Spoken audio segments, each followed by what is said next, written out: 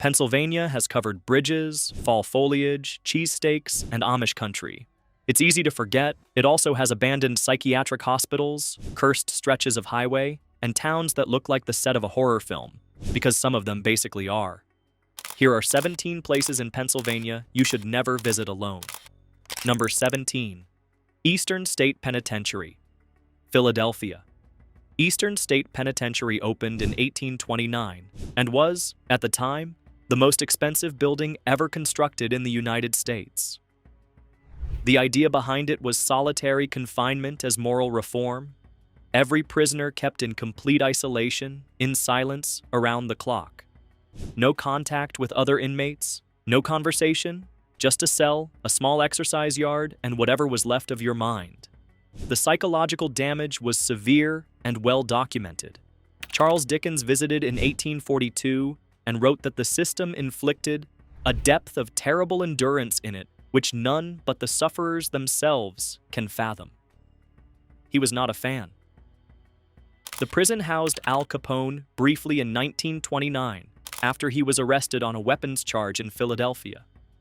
His cell was reportedly furnished with rugs, a cabinet radio, and oil paintings, a setup that said more about the corruption of the era than anything else. Eastern State was decommissioned in 1971 and sat completely abandoned for over 2 decades before reopening as a historic site. The peeling walls, crumbling cell blocks, and collapsed ceilings were preserved deliberately, giving the place a texture that no Hollywood set designer could recreate. It has been named one of the most haunted places in America consistently enough that the designation has essentially become part of its official biography. At its peak, the prison held over 1,700 inmates in a facility designed for 250. It housed some of the most notorious criminals of the early 20th century. Not just Capone, but bank robbers, murderers, and one very famous dog, a black Labrador retriever named Pep, who was allegedly sentenced to life in 1924 by Governor Gifford Pinchot, reportedly for killing the governor's wife's cat. Prison records actually list Pep as an inmate. Whether this was a genuine sentence or an elaborate public relations stunt by the governor is a debate that has never been fully settled. What is not debated is the effect of the solitary confinement system on the men who endured it for years. Records from the 19th century document cases of psychosis, self-mutilation, and complete psychological collapse among prisoners. The prison eventually abandoned strict solitary confinement as its operating model in the 1910s, partly because the results were too difficult to ignore. The architecture, though, each cell with its single skylight meant to symbolize the eye of God, stayed the same. Number 16. Centralia, Columbia County. Centralia had about 1,000 residents in 1962. Today, the official population is somewhere between 1 and 5 people, depending on which census year you're looking at and how generous you're being with the definition of resident. The reason is a mine fire that started in 1962. The exact cause has been disputed for decades, though a trash burn near an unsealed mine entrance is the most widely accepted explanation, and has been burning underground ever since. The fire spread through the network of anthracite coal seams beneath the town, producing carbon monoxide, hydrogen sulfide, and heat that cracked roads open and occasionally swallowed sinkholes whole. By the 1980s, the state and federal government had relocated most residents. By 1992, the Commonwealth of Pennsylvania condemned all remaining properties and claimed eminent domain over the land. A handful of residents refused to leave and were allowed to stay under a legal agreement that terminates upon their death. Route 61, the main road through town, was closed and later partially demolished after sinkholes and pavement buckling made it impassable. The remaining section, cracked, painted with graffiti, disappearing into vegetation, has become one of the more photographed stretches of abandoned road in the country. The fire itself is expected to continue burning for another 250 years. The ground in some areas registers above 180 degrees Fahrenheit at shallow depths. Carbon monoxide levels can spike without warning. You can walk through the ghost town on your own and plenty of people do, but you are walking above an active underground fire that has been going for over 60 years. That's not a metaphor. What remains of the town above ground is minimal. A few streets, some staircases leading to foundations where houses used to be, the cemetery, which is well maintained because the church that owns it never left, and the graffiti highway. The population sign at the edge of town was vandalized repeatedly over the years. The borough eventually stopped replacing it. At some point, the joke and the reality became the same thing. Centralia is a place that almost every Pennsylvanian has heard of, and relatively few have actually visited. The ones who have tend to describe it the same way: quieter than expected, stranger than expected, and smaller, in the sense that the physical remnants of a town where 1,000 people lived are surprisingly easy to miss. Number 15. Pennhurst State School, Spring City. Pennhurst opened in 1908 as the Eastern Pennsylvania State Institution for the Feeble-Minded and Epileptic, a name that tells you everything you need to know about the era's attitude toward people who ended up there. It housed individuals with intellectual disabilities, mental illness, and epilepsy in conditions that grew progressively worse as the facility became chronically overcrowded and underfunded.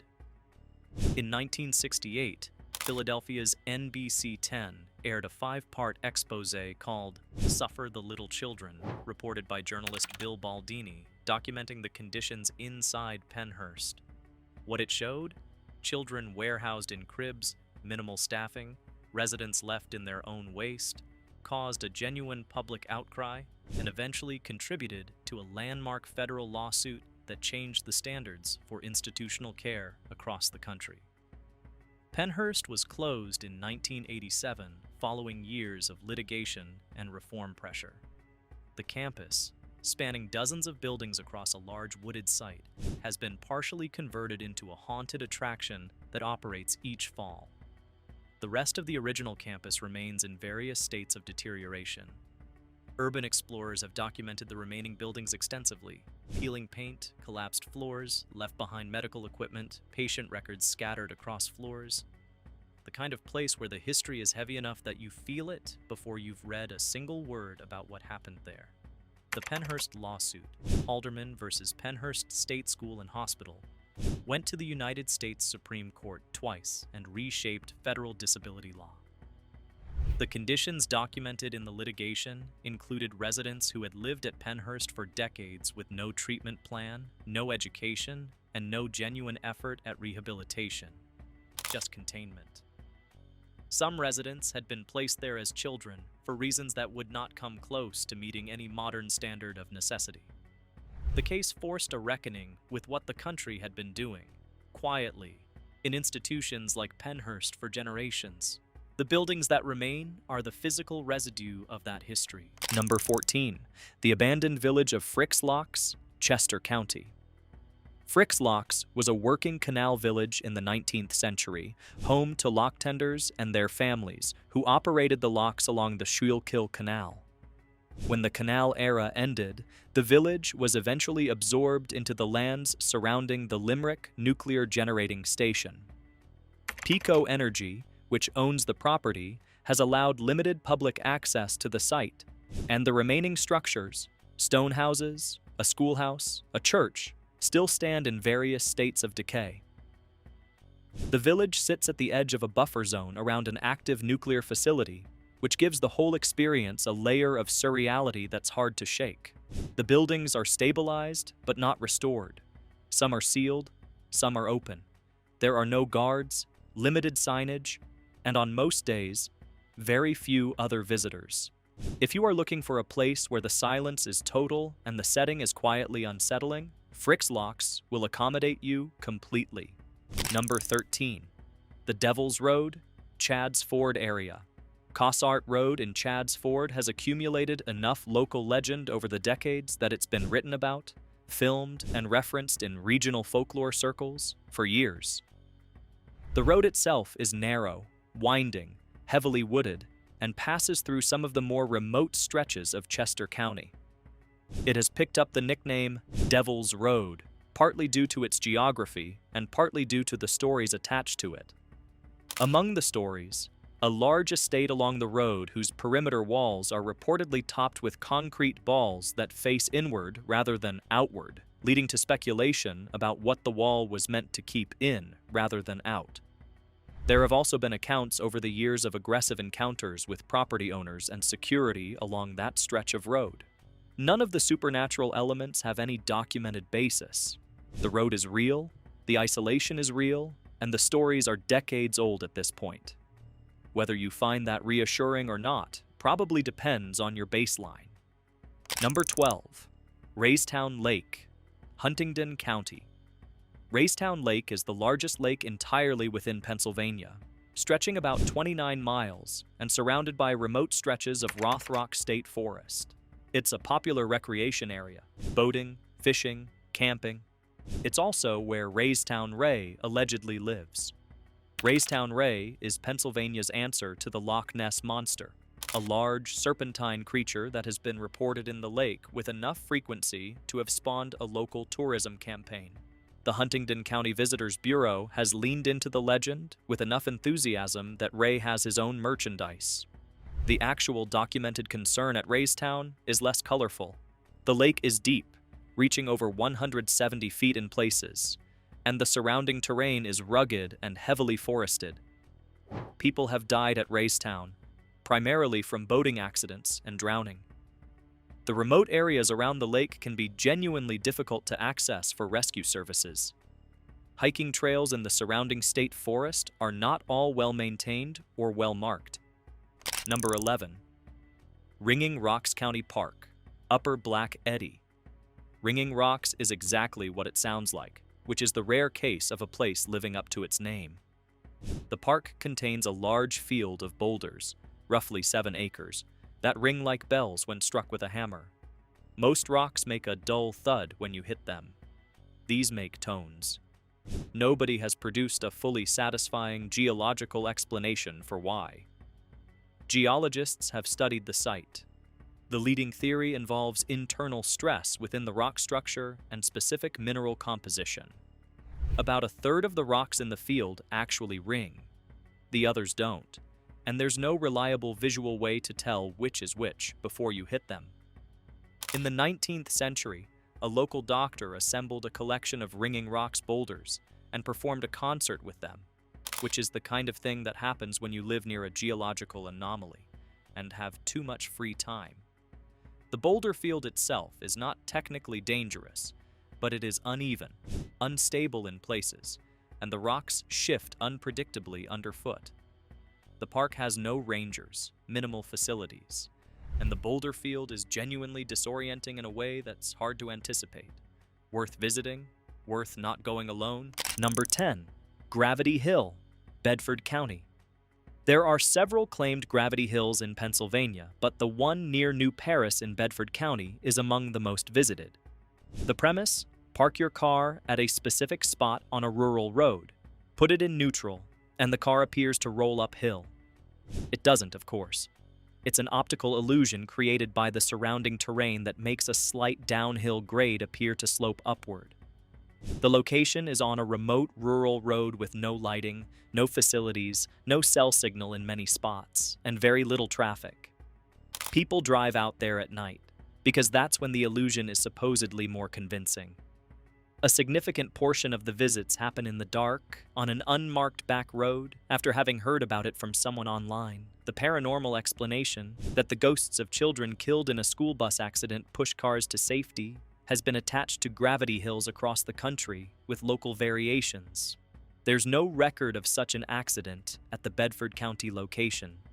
The story migrates from site to site, which says something interesting about how folklore travels. Number 9. Abandoned Pennsylvania Turnpike, Breezewood to Carlisle. Between 1940 and 1968, the original Pennsylvania Turnpike ran through 2 tunnels in the mountains west of Carlisle, the Rays Hill Tunnel and the Sidling Hill Tunnel. When the tunnels were bypassed by a newer alignment, the original roadway was simply abandoned in place. Miles of 4-lane highway, complete with crumbling pavement, overgrown medians, collapsed sections, and 2 dark mountain tunnels with no lighting were left as they were. The site became one of the more unusual abandoned infrastructure locations in the eastern United States. Cyclists, urban explorers, and photographers documented it extensively. The tunnels in particular, nearly a mile long each, completely dark inside, with a surface of crumbling asphalt underfoot, attracted visitors from across the region. Access to the site has been officially restricted for years, and the property has changed hands. Sections of the old roadway have been repurposed or demolished. But the stretch that remains is one of those places that doesn't look like it should exist in the middle of a functioning state. 4 lanes going nowhere, ending in vegetation on both sides. The tunnels were engineering achievements when they were built. Rays Hill Tunnel runs about 3,400 feet. Sidling Hill is just over 6,400 feet, more than a mile of hand-cut mountain, completed in the early 1940s when most of the labor force was occupied with the war effort. Bypassing them in 1968 was a practical transportation decision. The grades and curves didn't meet modern highway standards. Abandoning the entire corridor rather than finding another use for it was a different kind of decision, one that left a perfectly intact mid-century highway to slowly dissolve back into the mountain. As abandoned places go, it is genuinely one of a kind. Number 8. Gettysburg Battlefield, Adams County. Gettysburg is one of the most visited historic sites in the United States, and during the day, with a ranger-led tour or an audio guide, it's an extraordinary place to understand one of the defining events in American history. Over 3 days in July 1863, roughly 50,000 men were killed, wounded, or went missing in the fields and hills around this small Pennsylvania town. The battlefield is large, over 6,000 acres, and parts of it are genuinely remote. People have gotten lost after dark.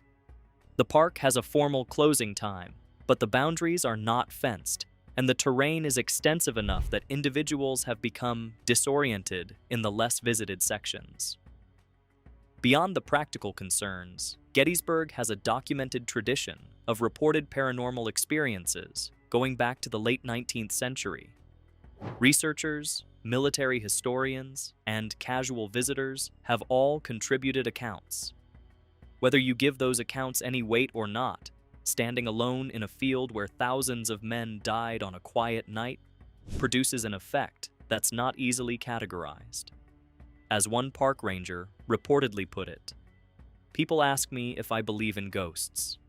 I tell them I've worked here for 20 years. I've stopped asking the question." The sheer scale of the casualties is still difficult to absorb. The Battle of Gettysburg lasted 3 days, July 1st through 3rd, 1863. In that time, the combined Union and Confederate losses exceeded the entire American death toll of the Revolutionary War. The fields around the town were so saturated with the dead that burial details worked for weeks after the fighting ended. And even then, remains were still being discovered in the surrounding farmland for years. The town of Gettysburg itself bears the weight of that history in almost every direction. The Farnsworth House Inn on Baltimore Street, which dates to the battle period, has documented bullet holes in its south wall from sharpshooter fire during the 3 days. The families who sheltered in their cellars as the fighting moved through town left accounts of the sounds and the smell that stayed with them for the rest of their lives. Gettysburg in the daylight, with tourist traffic and interpretive signage, is one experience. Gettysburg after hours, in a remote section of the battlefield, is something different entirely. Number 7. Pine Creek Gorge, Tioga County. Pine Creek Gorge is Pennsylvania's answer to the Grand Canyon, on a smaller scale but genuinely dramatic. The gorge drops about 1,000 feet in some sections, runs for roughly 47 miles, and is surrounded by state forest that has no cell coverage across most of its length. The hiking trails along the gorge rim and the floor are well regarded, and the scenery is legitimately spectacular. The Pine Creek Rail Trail, which runs along the gorge floor, is one of the better long-distance trails in the state. It's also remote in a way that catches people off guard. Search and rescue operations in Tioga County are documented. The terrain is serious, the distances are long, and the gorge walls, in several sections, do not forgive mistakes. The gorge was formed by glacial meltwater cutting through the Allegheny Plateau over thousands of years. In the 19th century, the watershed was heavily logged, and the logs were floated downstream in annual spring log drives that were both economically vital and genuinely dangerous for the men who worked them. The forest has largely grown back.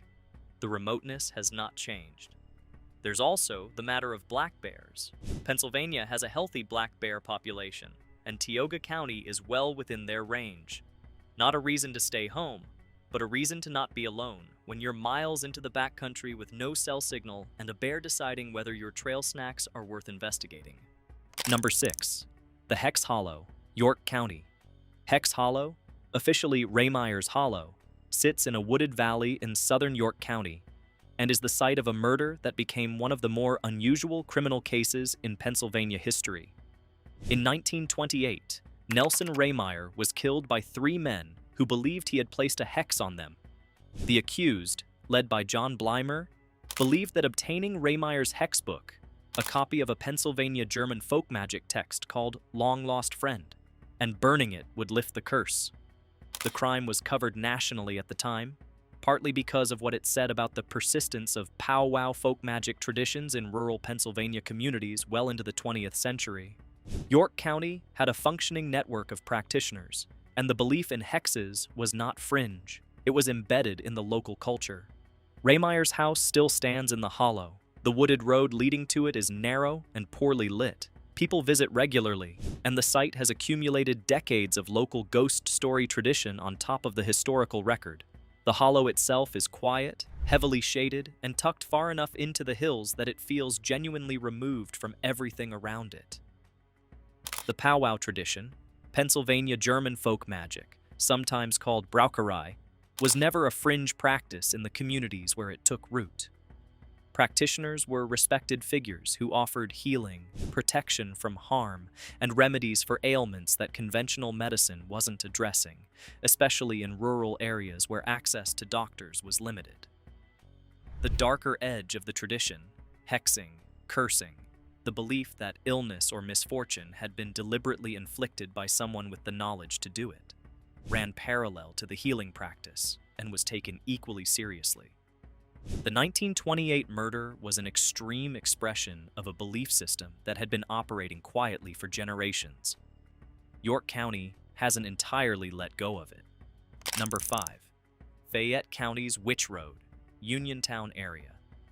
Route 857 in Fayette County has picked up the local nickname Witch Road over the years, connected to stories about the Gans Gallows, a site in the area associated with executions in the early 19th century. The road passes through heavily wooded terrain, with sections that are sufficiently remote and dark at night to have generated a sustained tradition of reported experiences.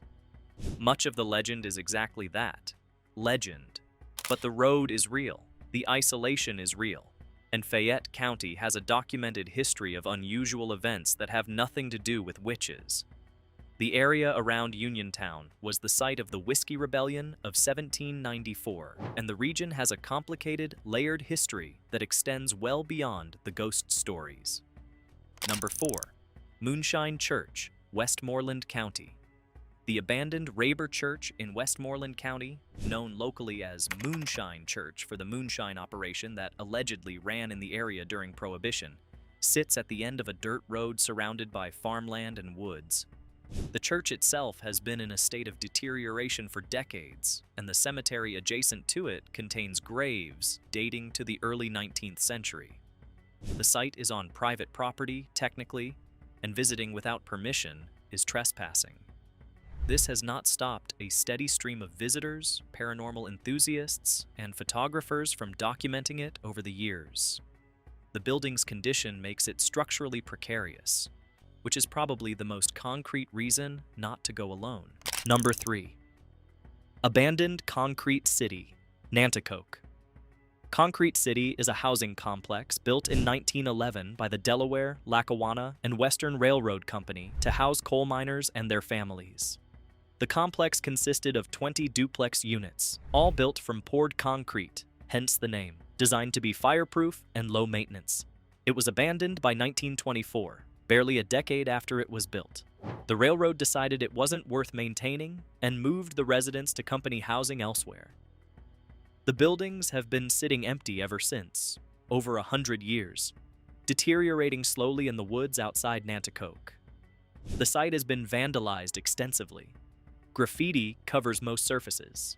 The concrete construction has kept the shell standing, but floors and ceilings are compromised in various units. The surrounding terrain is uneven, and the site is not maintained. People have been injured exploring it. Local authorities have periodically attempted to restrict access, with limited success. What makes Concrete City genuinely strange is the speed of its abandonment. A company builds 40 housing units in 1911, moves families in, and then 13 years later decides it's not worth keeping and simply walks away. The residents left, the railroad left, and the building stayed, empty, intact, increasingly overgrown for the next century. The concrete held. It's still holding. There's something almost perverse about a material designed to last forever being used to build something that was occupied for barely a decade. The forest has been reclaiming the site for over 100 years, and the buildings are still winning, for now. Number 2. The Shades of Death, Pike County. The name Shades of Death belongs to a section of trail in Delaware State Forest in Pike County. And yes, that is the actual name. And yes, it has been on maps for a long time. The trail passes through a dense, heavily canopied section of forest, where the light drops significantly even on clear days, giving the path a dim, shadowed quality that explains the name without requiring any supernatural intervention. The trail itself is not technically difficult, but it runs through a section of forest that is genuinely remote, infrequently maintained, and not well signed. People have gotten disoriented on it. The surrounding Delaware State Forest covers hundreds of thousands of acres, and the cell coverage is essentially non-existent across most of it. There is also a Shades of Death Road in Warren County, New Jersey, just over the Pennsylvania border, which has its own body of legend and is occasionally confused with the Pennsylvania location in online discussions. Number 1. Abandoned Byberry Mental Hospital, Philadelphia. The Philadelphia State Hospital at Byberry opened in 1907 and grew into a massive complex of buildings housing thousands of patients by mid-century. Like Pennhurst, it became a byword for institutional neglect. A Life magazine photo essay published in 1946 documented conditions at Byberry that shocked the country: malnourished patients, overcrowded wards, and a level of institutional indifference that had been operating largely out of public view. Byberry was closed in 1990 following years of reform efforts, budget cuts, and legal action. The building sat abandoned for over a decade before most were demolished in the early 2000s. A few structures remained longer, attracting urban explorers and becoming the subject of extensive online documentation before finally being cleared. The site has since been redeveloped into residential housing. What's left of Byberry now exists primarily in photographs, in legal records, and in the accounts of people who were there: patients, staff, and the journalists and advocates who documented what went wrong. Some portions of the original property are still being developed, and depending on when you read this, remnants may or may not still be accessible. Pennsylvania is one of those states that rewards the curious and occasionally unnerves the unprepared. The history here is layered, the terrain gets serious fast, and some of the most interesting places are the ones that don't show up on the standard tourist maps. None of the places on this list are off limits to the reasonably cautious visitor. Some of them are genuinely worth going to, but most of them have a common thread. They are remote or unstable, or saturated with a history that doesn't ask permission before it sits down next to you. Bring someone with you, or don't, but you were warned. If you found this video interesting, hit the like button and subscribe. There's more where this came from.